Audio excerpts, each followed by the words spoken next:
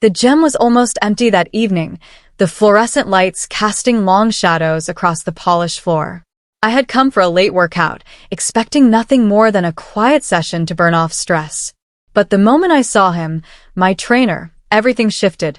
He was tall, dark-haired, wearing a tight-fitting black tank and navy shorts that hugged his form.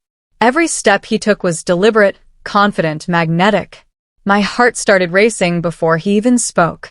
"Late night session, huh?" he said, his voice low, teasing, brushing against my eardrum in a way that made me shiver. I nodded, trying to focus on my breathing, but my eyes betrayed me. I couldn't stop noticing the way his muscles flexed with every movement, how close he was standing, the heat emanating from him. "Follow me," he said, stepping closer. And before I knew it, his hands were on my shoulders, guiding me toward the wall. His touch was firm, yet careful, enough to make my body tense with anticipation. Then he did it. In one smooth motion, he pinned me against the wall. My back pressed to the cool gym surface, his chest close enough that I could feel the warmth radiating from him. "You're tense," he whispered, his breath grazing my ear. "I can help if you let me." I swallowed, words failing me. His presence was overwhelming, every nerve in my body alive, every heartbeat thundering. I realized in that instant that this session wasn't about working out. It was about him and how completely he commanded my attention. He slowly ran his hands along my sides, pressing just enough to make me shiver. I tried to focus on the routine, on my breathing, but every subtle touch, every shift of his body, made it impossible to concentrate on anything else. "Relax," he murmured, his lips brushing my ear. "I want you to trust me." My body responded instinctively. I felt heat pool low in my stomach, muscles tightening and releasing as if they recognized his touch. His hands adjusted my posture, guiding me gently but firmly, teaching me movements that went beyond the standard exercises. "Good, now lean into me," he instructed, his voice low, deep, commanding. His hands rested on my waist as I obeyed, feeling a thrill run through me at the closeness, the intimacy of his touch. It wasn't just physical training anymore. It was a lesson in surrender, in noticing the power of someone who knew exactly how to make my body respond. He led me to the mat, his hands still lingering, and guided me through stretches I hadn't done before. Each adjustment of my limbs, each whisper in my ear, made me acutely aware of every curve, every breath, every heartbeat. "You're very responsive," he said softly, his lips brushing my earlobe. "Do you feel that?" "Yes," I admitted, my voice trembling. I feel it." A soft, knowing smile curved his lips. "Good. That's what I want."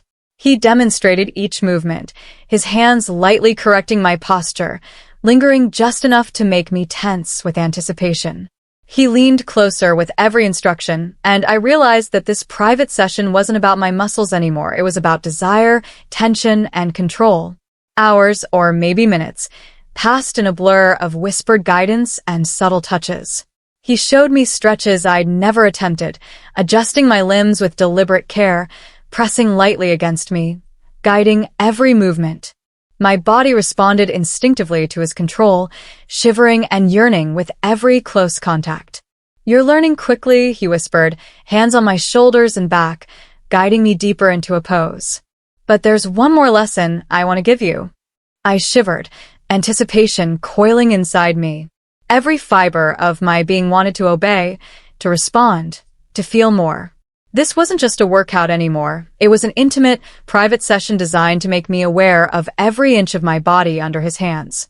He leaned close, lips brushing my ear. "Do you trust me?" "Yes," I whispered, breathless. "Good," he said with a teasing smile. "Because what I'm about to show you is far beyond anything you've learned in this gym." He guided me through another sequence, hands lingering along my arms and sides, whispering encouragements that made me flush. Every pose became a lesson in surrender, every instruction a spark of bold intimacy. I realized then that I was completely captivated, not just by his hands, his body, his confidence, but by the thrill of letting go.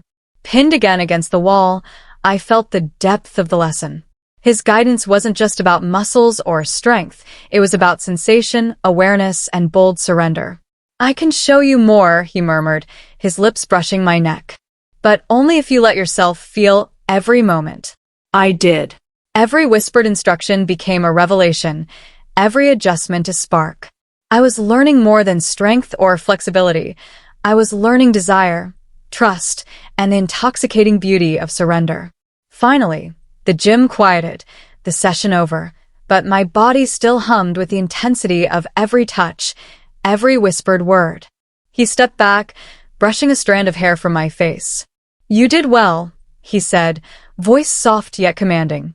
I smiled, still breathless. I never imagined a workout could be like this. "Flexibility isn't just about the body," he murmured, eyes gleaming. "It's about trust, desire, and the courage to surrender." And as I left the gym that night, my heart still racing, I knew one thing: I would return for the next session. Because this was no ordinary training, it was a lesson in everything beyond the gym.